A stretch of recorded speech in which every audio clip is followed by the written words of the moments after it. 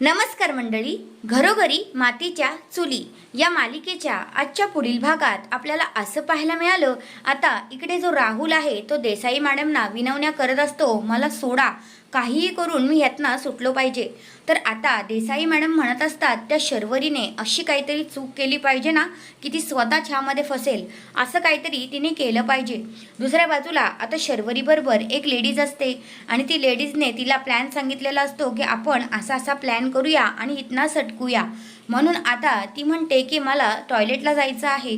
मग ती शर्वरीला सुद्धा घेऊन जाते बाहेर आणि शर्वरीला आता ती तिच्याकडे पाहते, म्हणजे त्यांचा प्लॅन असतो की इथना पळून जायचं आणि शर्वरी पण आता इथना पळून जाण्याचाच विचार करणार आहे बरं का।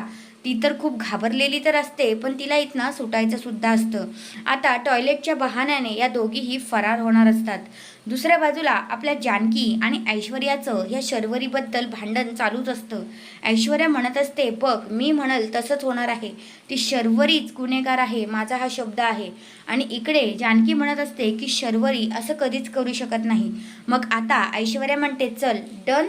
आता मग त्या दोघीही हात मिळवणी करतात, म्हणजेच काय तर चॅलेंज देतात एकमेकींना। ऐश्वर्याला वाटत असतं की शर्वरी गुन्हेगार आणि जानकीला वाटत असतं शर्वरी गुन्हेगार नाही।